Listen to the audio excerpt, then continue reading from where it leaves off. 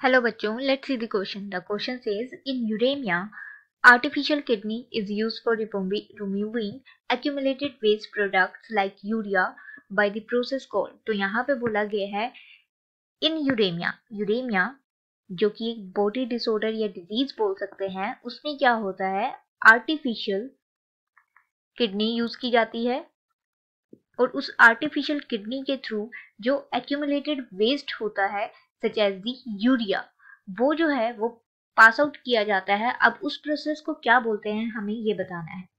तो जब हम बात करते हैं process of filtering the blood, अब ये फिल्ट्रेशन होती है बाय दी आर्टिफिशियल किडनी।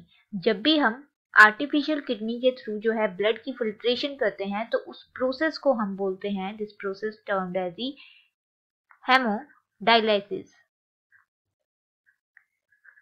अब ये जो हेमोडायलाइसिस है, इसमें क्या होता है, ये एक मेथड है जिसमें रिमूव होता है, it removes the excess of water along with the, it removes also nitrogenous waste, और हमें पता है यूरिया भी एक नाइट्रोजिनस वेस्ट है।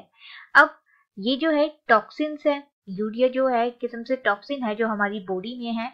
तो जब भी किसी पर्सन को यूरेमिया होता है, अगर हम यूरेमिया की बात करें, जब भी किसी पर्सन की ब्लड में यूरिया की कंसंट्रेशन जो है एक्सेस में मिले, इट बिकम्स इन एक्सेस, तो उस पर्सन की जो बॉडी फंक्शनिंग है वो, या फिर हम बोल सकते हैं जो किडनी की फंक्शनिंग है वो अफेक्ट हो जाती है। तो यहाँ पे किडनी फेलियर देखने को मिलता है। तो हम बोल सकते हैं किडनी फेलियर या किडनी फंक्शनिंग में जो डिस्टर्बेंस होती है वो ड्यू टू होती है the excess amount of urea that present in the blood में जो यूरिया प्रेजेंट होता है एक्सेस अमाउंट में, उसकी वजह से किडनी फेलियर देखी जाती है।